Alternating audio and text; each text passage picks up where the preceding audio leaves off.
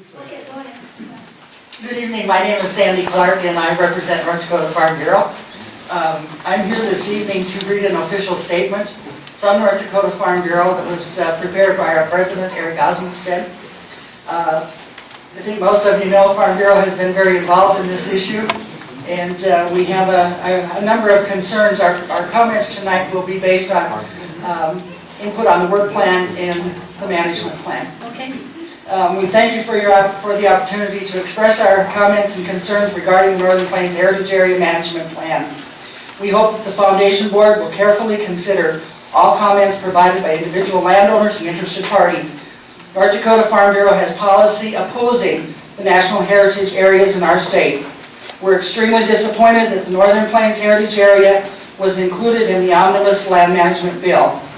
We as landowners and North Dakota citizens are now burdened with making sure the management plan does not adversely impact the property rights of those owners whose land is within the boundaries of the heritage area. We are aware the private land within those boundaries is not considered part of the Northern Plains National Heritage Area unless the landowner specifically requests the land be included. We applaud Senator Dorgan for getting that amendment attached and passed in the Senate, and we're confident that it will, that the House will concur. But our work does not stop there. A carefully crafted management plan that addresses the needs and concerns of landowners must be developed. Private land that is adjacent to properties included in the area must not be burdened in any way by the management plan. Language must be included in this plan that specifically prohibits any interference with private land development, usage of that land, or restriction of the viewshed. If the Northern Plains National Heritage Area Foundation wishes to encumber private land in any way, they must negotiate a fair and equitable compensation contract with the landowner. And the contract needs to have a time limit not to exceed 10 years. If a landowner chooses to opt land into the heritage area, a provision must be included in that document to allow the landowner to remove the land from the heritage area solely at his or her discretion. Provisions must be included in the management plan that specifically prohibits any property included in the Northern Plains Heritage Area ever being designated as a national park or part of the national park system. We understand that you talked about that this evening, but we also are aware of other heritage areas around the country where this has happened, and we also know that national parks are well known for placing restrictions on adjacent private property. The development of the management plan must be truly transparent and must reflect the wishes of the people. We insist that public input meetings be held in each of the 5 counties.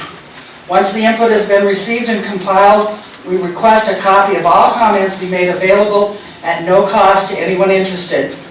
Only then can the development of the management plan begin. Once the plan has been drafted and public input has been included, a second round of meetings will be necessary to ensure public buy-in. The draft may have to be amended several times before it meets the needs of the public and landowners within the designated area. This may seem cumbersome, but that's the reason the 3 years have been given for the completion of the management plan. I do have copies of our comments, and I would like to give them to you, and I would request that they be distributed to each member on your foundation board. Absolutely. And we would request that our comments be made part of the official record.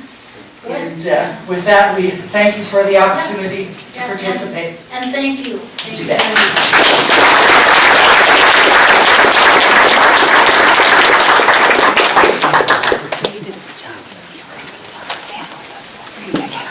Hi, good evening. My name is Clint Fleckenstein. I own a little postage stamp bit of property here in Burleigh County, and I'm trying to remain coherent because what I did prior to coming to the meeting is I got online and tried to do the research I could.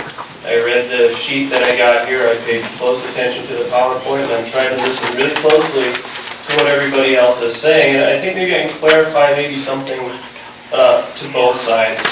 I printed out the bill last night, the legislation that enacts this, and I see things like you can give money to nonprofits, You can make grants to political jurisdictions.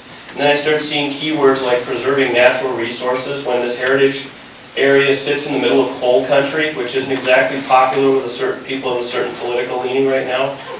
And I'm just a little spooked, and I think a lot of these people are here, that what happens when that nonprofit is an environmental group, and what are they going to do with it? The term conserving natural resources is awfully broad, and to one person, it's saving an endangered salamander, and to another guy, he can't build his business. And so I think what a lot of it is there are too many bakeries here, and it's really unfortunate now that we're having this discussion. Now this is federal law. And I have a hard time, and I guess a lot of these other people here probably do, have a hard time thinking you can come in with up to $1 million a year, $15 million total in federal land, and claim not to have any influence.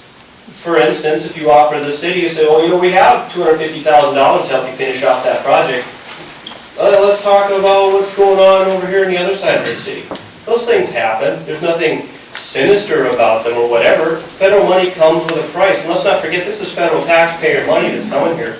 You know, we got $15 million coming into the state. It had to come from somewhere. I hope that's not just printed. You know, I don't want to make any accusations. I went online in less than an hour. I found out an enormous amount of information, but I also found an enormous lack of information. Am I in? Am I not? Let's just say that for somehow some decision gets made on behalf of Bismarck or Burleigh County that affects all of us. I didn't opt into the program, but I would love to opt out of the county some days. I don't have that provision. I don't have that ability.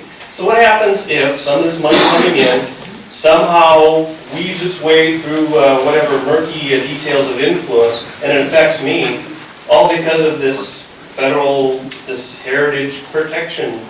You know, and this is not an accusation or anything, maybe this is a call for clarification, but I went online and I found a 2007 nonprofit exemption from income tax for Fort Abraham Lincoln Foundation claiming they'd never lobbied. Then I find a lobbying report from a Greystone group claiming they lobbied in 2007 for the Fort Abraham Lincoln Foundation.